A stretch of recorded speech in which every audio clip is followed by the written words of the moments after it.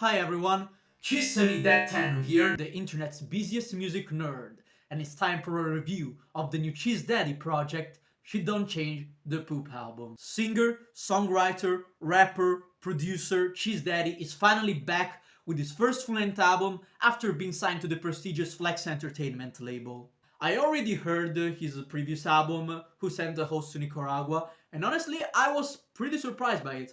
Not only was decently funny and there was enough variety in the track list, but also the production was actually pretty decent and CHEESEDADDY knew how to manage to write a catchy hook. So naturally, I wanted to know what he would do after being signed to a major label, and honestly, the project did not disappoint. CHEESEDADDY came out with an album that's basically banger after banger for a full hour.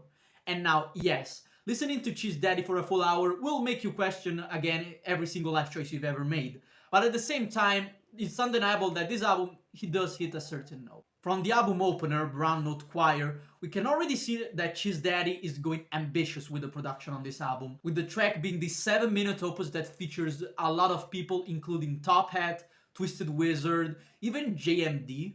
And yes, the track is pretty slow in pace, but there are still a lot of lines that actually hit, and the track itself serves as a pretty good opener. After that, we got obviously the big single from the album, Shit My Pants featuring Monto, which is actually a pretty catchy, pretty good overall song. It exemplifies pretty well what the vibe of the album is and what it's trying to do. Also, it's just really good. Monto's verse is amazing. But after those two slower tracks in the beginning, we still get to pump up with Heartbreak Fartquake featuring Top Hat, which may not be as good as the first two, but it's still cool that it serves as a break between the slower tracks, and it still works in the track list, even if it's not the funniest on the album.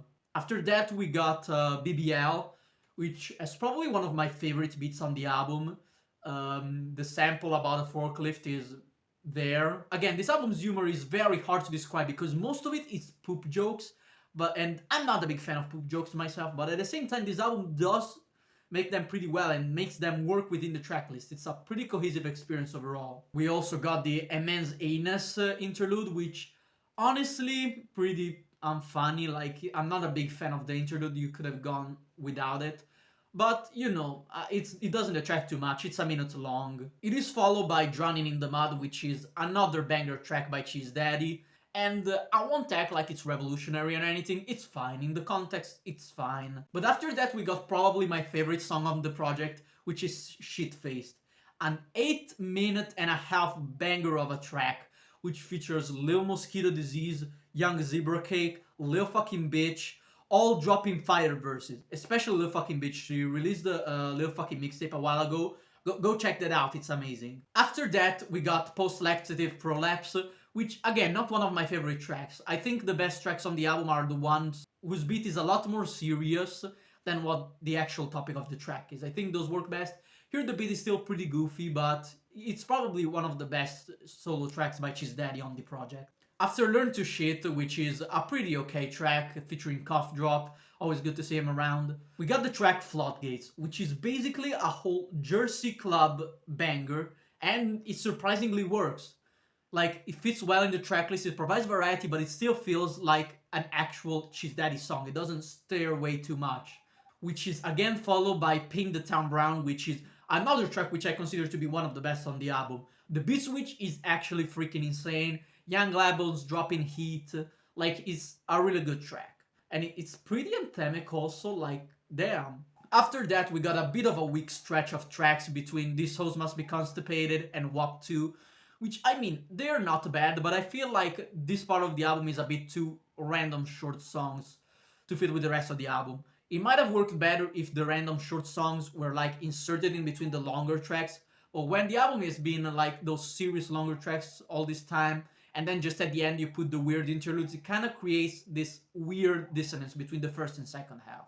Not saying that those songs are bad, especially El Duki, I think, is a standout between those. And also the intro to Pants Pooping Anthem, it's still really funny in my opinion. The album ends with Let It Crust, which is honestly really underrated as a track. Like, it really works as a closer. It's kind of like the in-between point between the sillier second half and the more serious first half, and it's one of the funniest tracks on the record. So yeah, overall, shit's going down the Poop album.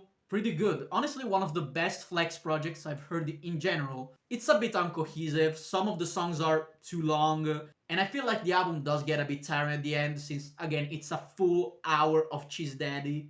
But for someone who doesn't like poop jokes, most of the tracks are really good. The production is actually pretty good for a Flex album, and yeah, overall it's pretty enjoyable. I am feeling a strong 7 to a light 8 on this album. Transition, what do you think about the album? Did you love it? Did you hate it?